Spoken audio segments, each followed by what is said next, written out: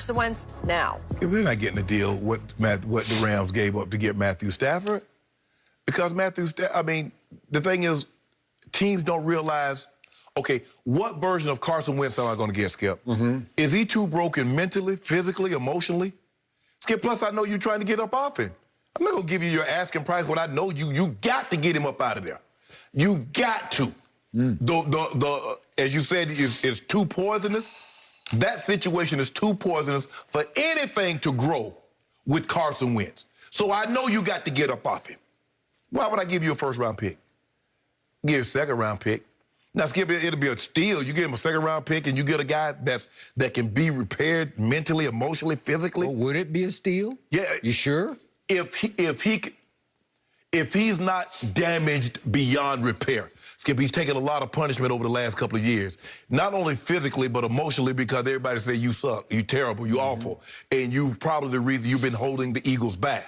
So can he overcome that? And maybe a change of scenery would do him good. Because I know the Eagles believe a change of scenery would do them good. But I'm not giving up no first-round pick. I'm not giving up no haul. Skip, the Rams gave up two first-rounders in what, a third or fourth? They're not getting that for Carson Wentz because I don't think anybody thinks Carson Wentz is comparable to talent-wise as Matthew Stafford. That's first and foremost. That's why they were able to get that. The Rams believe, like, man, look here, with this guy, we're going places. And we're willing to give up these draft picks because we believe where we're going to be drafting, Skip, it's going to be in the low 20s, maybe even 32, because we're going to be the Super Bowl champ. So that first-round pick, y'all can have it.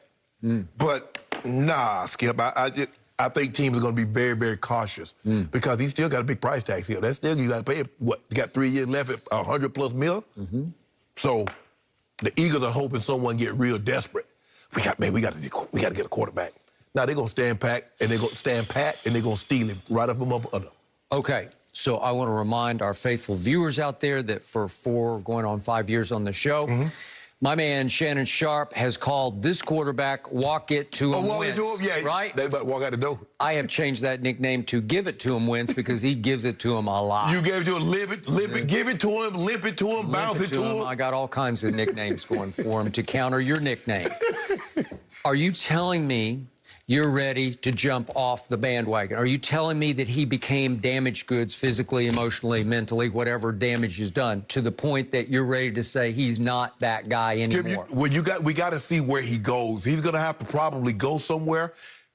You look at it, and I see it. You understand Andy, Skip. Frank Wright coached him when he would have a shot. I would give you that shot with that guy, and that coach. And that system, Matt Nagy runs in Chicago, is comparable. It's the West Coast system. So it's going to have to be somewhere where a system that he's familiar with, that he can just like go in, like, okay, I know the verbiage, I know the terminology, I know, first read, second read, check down, I get all that. So probably one of those situations, I believe Chicago, Indy would be the best that you can maximize what you're going to get out of Carson Wentz. So the litmus test for Carson Wentz's value right now in, what are we into, his fifth year?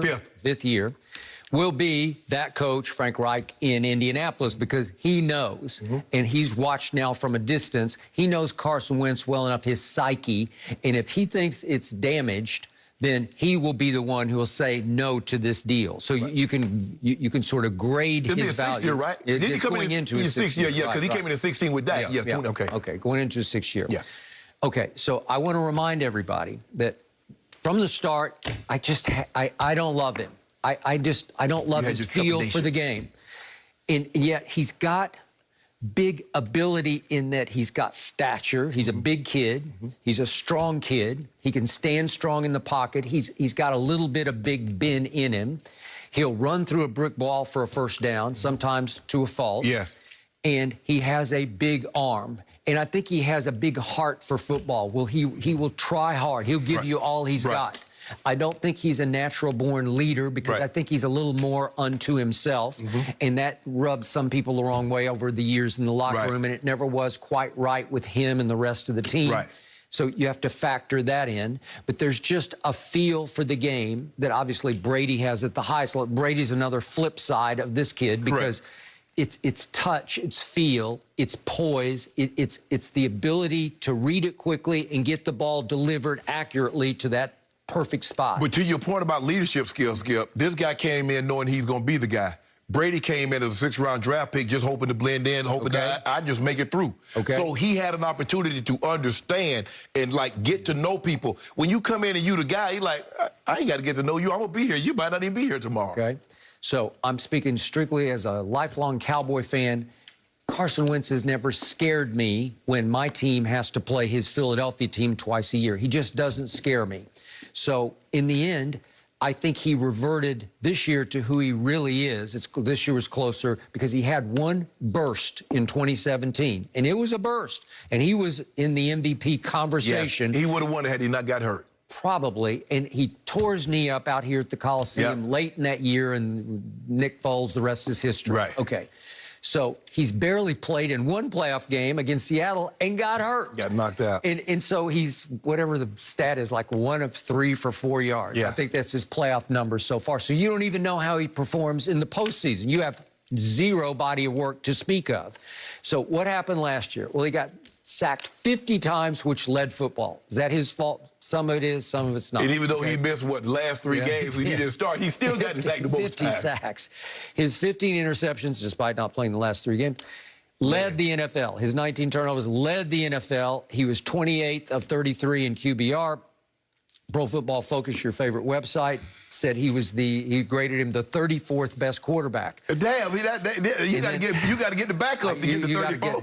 And by the way, speaking of Pro Football Focus, they did a big breakdown yesterday on Carson Wentz, and their bottom line was, you better be careful because they think that 2017 was more of a blip than a trend. It was as they say, the outlier, and their conclusion is, in the bitter end, I'm just quoting them, anybody looking to acquire Wentz needs to appreciate that 2017 is not a realistic ceiling for him, and the player you're getting is likely to look a lot more like the one we saw during 2016, 2018, 2019 seasons. I agree. Buyer beware. So it's hard when Philly has made it clear, we got to get him up out of here, as you just said. Yeah. And what are you going to get in return? Who's going to give you the sun and the moon for him? You don't need to. No. Unless there's somebody out there who says, you know what? I can win a Super Bowl with Carson Wentz. And that, whoever that would be, I don't think they exist, but they would give up a first for him. Because who wouldn't? If you believe heart and soul, that guy can win you a Super Bowl. But who believes that? No way. I think there was a time you believed it for a while. Yeah, I just think the thing is, Skip, what he's been through, the damage, you hear the reports out of there about how the teammates, they were, taken back by some of his mannerisms. Yeah, I mean, they told you a lot. When they put a shrine up to the backup quarterback in the locker room that you got to walk by.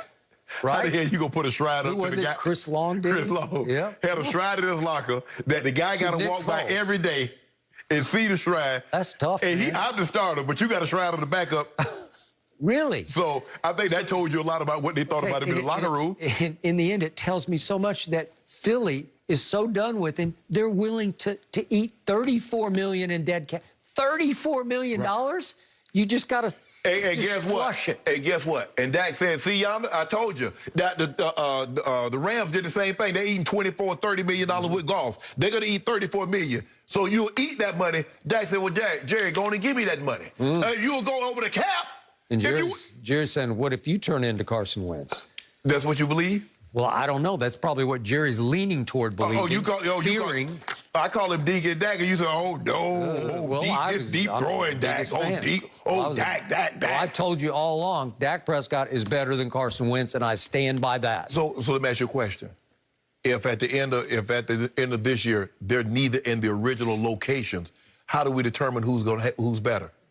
Neither in their original? Yes. So Dak will not be in Dallas. Wentz won't be in Philly. I don't know. I guess we got to see where they wind up. See how advantageous their new situation is. They're tied at two division titles apiece. But my guy, Dak, at least he won a playoff game. He won a playoff game. And he played well enough to beat Aaron Rodgers in a home No, playoff he didn't play game. that well. Yes, he did. And he played well enough to beat Jared Goff in a game out here at the Coliseum. No. Yes. You got lucky and beat Russ. That wasn't lucky. That was Skip. He outplayed him. He outplayed him. Skip, y'all gave up 300 yards rushing. Okay. To CJ. That's the next game. Yeah, that's what I'm saying. But Seattle came in #1 in rushing in the league, and we shut them down, held them under 100. And Todd Gurley, y'all, C.J. Anderson, bowling ball with legs. Where is he now? I don't know. He coaching at Cal, I think. What happened? Yeah. Jenny went. Yeah, she I know. jinxed me.